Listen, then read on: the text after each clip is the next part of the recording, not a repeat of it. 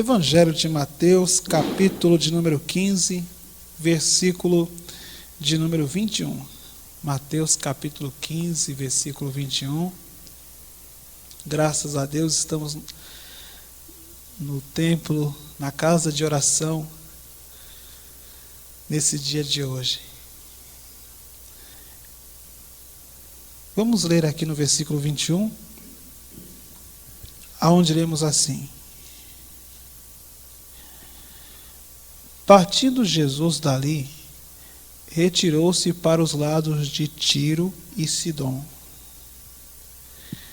E eis que uma mulher cananeia, que viera daquelas regiões, clamava: Senhor, filho de Davi, tem compaixão de mim, minha filha está horrivelmente endemoniada.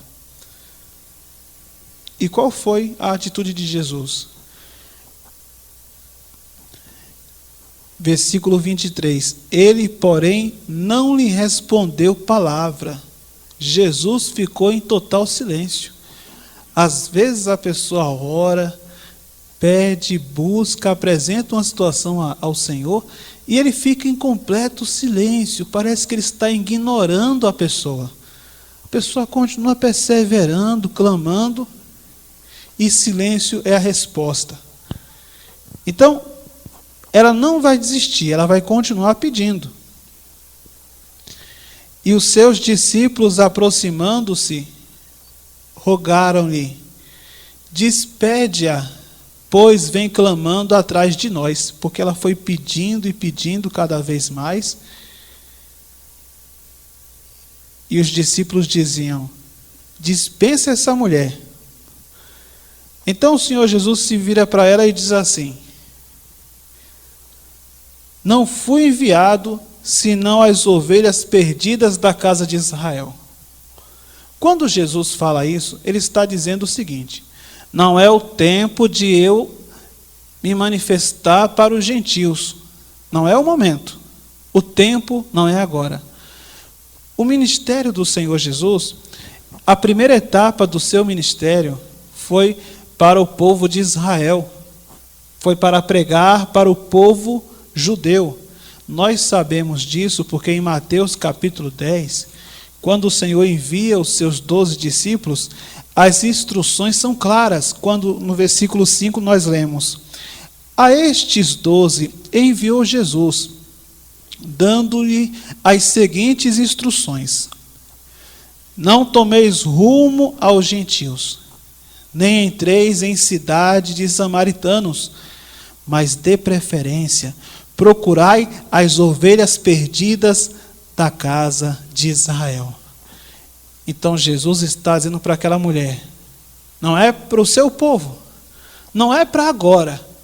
Primeiro deve se manifestar a salvação das boas novas para o povo de Israel. Porém, aquela mulher continuou insistindo. Jesus já ficou em silêncio e Jesus diz para ela: não é o momento. Mesmo assim, ela continua insistindo. Então Jesus vai trazer uma prova tão grande para a vida dela. Vai provar aquela mulher na sua humildade. Quando Jesus vai dizer uma palavra que para qualquer outra pessoa seria uma palavra devastadora. Aonde o Senhor vai dizer assim, versículo 26. Então ele, respondendo, disse, diante da insistência da mulher, Jesus vai dizer: não é bom tomar o pão dos filhos e lançá-lo aos cachorrinhos. E quando Jesus falou isso para aquela mulher, ela podia ter a seguinte reação: o Senhor está me desprezando, está me discriminando porque eu sou estrangeira, está me comparando com um cão. Não quero saber do Senhor. Eu vim aqui pedir ao Senhor e o Senhor está me humilhando na frente de todas essas pessoas. Se ela fosse uma mulher orgulhosa, se ela fosse uma mulher soberba, ela teria virado as costas e teria dito até para Jesus: cachorro é o Senhor. Mas ela não fez isso. Ela vai mostrar que ela é uma mulher que está ali não para se comparar com o povo de Israel, nem para querer ser igual ou melhor, mas ela quer ser apenas uma serva, e ela vai, com toda a humildade, trazer uma resposta para o Senhor Jesus, que mostra que, além de tudo, ela tem um coração muito humilde. Ela vai dizer no versículo 27, ela, contudo, replicou: sim, Senhor, porém os cachorrinhos comem das migalhas que caem da mesa dos seus senhores. Ela vai dizer: Senhor, não tem problema, eu posso ser a menor, eu posso ser a menos importante, mas eu só quero uma migalha. No teu reino eu não quero estar em destaque, nem em posições, nem ser igual ao povo de Israel. Eu entendo que eu tenho uma condição inferior, mas tudo que eu quero é um pouco da bênção do Senhor, mesmo que eu seja a menor. O importante é estar perto do Senhor. Diferente dos discípulos, que quando voltaram da missão, discutiam no caminho para saber quem era o maior. E dos outros discípulos, Tiago e João, que a mãe chegou para o Senhor Jesus e disse: coloca um do teu lado direito, outro do teu lado esquerdo, quando tomares posse do teu reino. Porque as pessoas estão sempre buscando posições e cargos e serem grandes na obra de Deus, e que o nome de Jesus apareça, mas apareça muito mais o meu nome também. E essa mulher está dizendo: não, Senhor, eu quero que apareça o Senhor, porque se o Senhor me abençoar, vai valer a pena. Tem um ministério que está passando por um problema muito sério, e o nome do ministério é o nome da cantora do ministério. E o nome do ministério é esse: Ministério Cantora Fulana de Tal. E uma vez fizeram um evento naquele ministério, e tinha o nome de Jesus bem pequenininho, e o nome da cantora bem grandão. Se a gente for observar bem, poucos pregadores estão falando de Jesus. Poucas pessoas estão dando honra ao Senhor Jesus.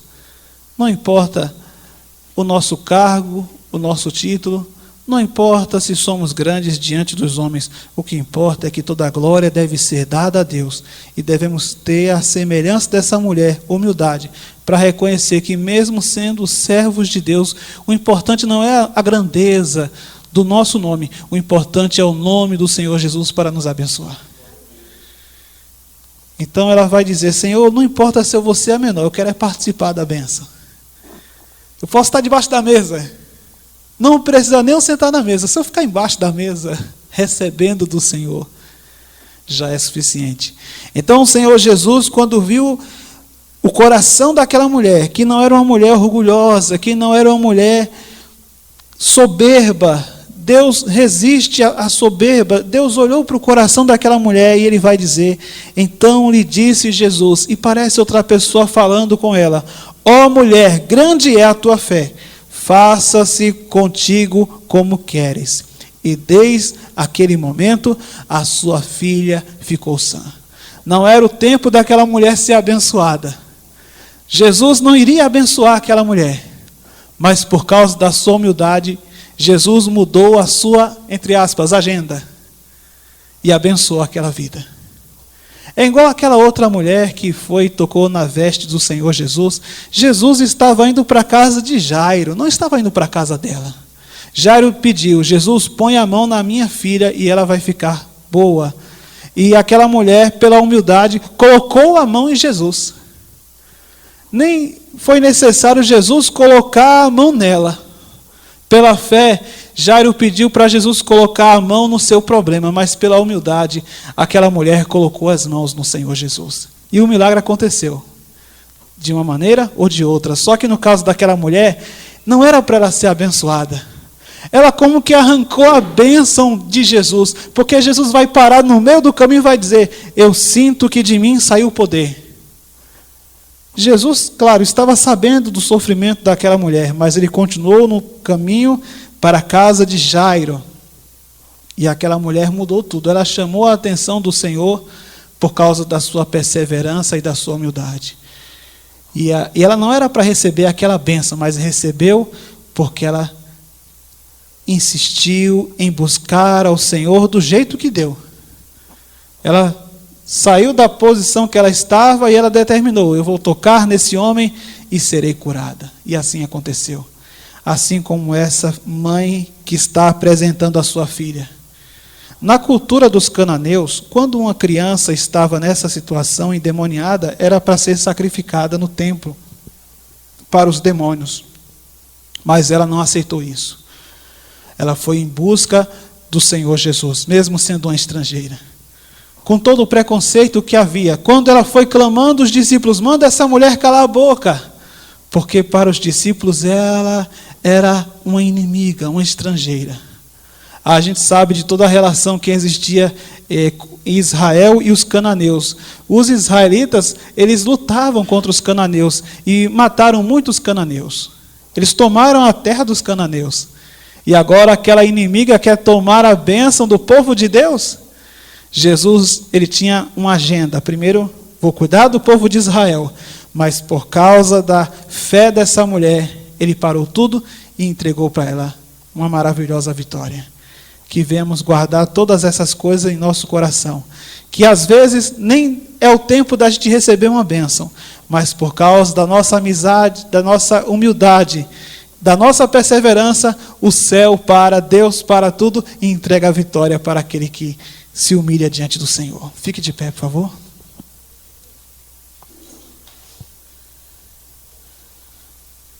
Você vê que Deus, ele vai contra tudo aquilo que as pessoas têm como o normal. A gente vê, por exemplo, na história do Senhor Jesus, uma pessoa que entrou na família do Senhor Jesus foi a Raabe, e Raabe era prostituta. Foi a Ruth foi, se não me engano, a avó de Davi, e era moabita. Eram pessoas que não era para entrar na árvore genealógica do Senhor Jesus. Mas, por causa de uma atitude de fé e de humildade, reconheceram a Deus de uma maneira especial, e Deus como que abriu uma concessão e abençoou aquela vida. As coisas de Deus são assim. Às vezes, tem alguém clamando a Deus e dizendo assim para o Senhor, como Ele diz na sua palavra, com a mão no peito, dizendo: eu sou um pecador, tem misericórdia de mim. E é ouvido, mais do que aquele que olha para os céus e com arrogância diz: eu sou uma pessoa religiosa. Porque o que Deus não aceita é soberba. A Bíblia fala que Deus, ele resiste aos soberbos, porém dá graça aos humildes. E pela humildade, a gente alcança muita coisa da parte dele. Às vezes, Deus permite situações para que a gente venha a ser trabalhado, aperfeiçoado. Mas ele é sempre fiel e bom. Mesmo o nosso país, com todos os problemas que tem, Deus tem derramado da sua graça. O Brasil é um país muito exagerado. A maior fé católica é no Brasil. O maior movimento espírita é no Brasil. No Brasil foi onde houve mais escravidão, foi no Brasil. A escravidão acabou, foi o último país onde a escravidão acabou, foi no Brasil. Fora as terríveis coisas que aconteciam no Brasil antes dos portugueses chegarem aqui. Aconteciam coisas terríveis entre os índios. Eles praticavam antropofagismo, que é a briga entre as tribos, e quando um vencia o outro, pegava o corpo daquele que era vencido, jogava numa fogueira e comia. Isso aconteceu no Brasil, e foi onde mais aconteceu, coisas horríveis. O Brasil é um país de exageros, é uma desigualdade em um país rico.